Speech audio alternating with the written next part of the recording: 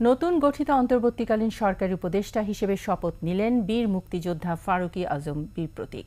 আজ বঙ্গভবনে তাকে শপথ বাক্য পাঠ করান রাষ্ট্রপতি মোহাম্মদ শাহাবুদ্দিন। এ সময় প্রধান উপদেষ্টা প্রফেসর মোহাম্মদ ইউনূস সহ অন্য উপদেষ্টাদের অনেকেই উপস্থিত ছিলেন। রাষ্ট্রপতি গত ৮ই আগস্ট পৃথক দুটি আদেশের মাধ্যমে প্রধান উপদেষ্টা ও ১৬ জন উপদেষ্টাকে নিয়োগ দেন। মন্ত্রিপরিষদ বিভাগ থেকে এটি প্রজ্ঞাপন আকারে প্রকাশিত হয়। পরে ওই দিনই শপথের মাধ্যমে প্রধান উপদেষ্টা ড মোহাম্মদ ইউনূস ও অন্য ১৩ জন উপদেষ্টা শপথ নেয়ার মাধ্যমে দায়িত্ব গ্রহণ করেন। গত রোববার দুপুরে অন্তর্বর্তীকালীন সরকারের উপদেষ্টা হিসেবে শপথ নেন বিধান রঞ্জন রায় ও সুপ্রদীপ চাকমা। আজ উপদেষ্টা পরিষদের সবশেষ সদস্য হিসেবে শপথ নিলেন বীর প্রতীক পদবীর মুক্তিযোদ্ধা ফারুকী আজম। তিনি মুক্তিযুদ্ধের নৌ কমান্ডো হিসেবে দায়িত্ব পালন করেন।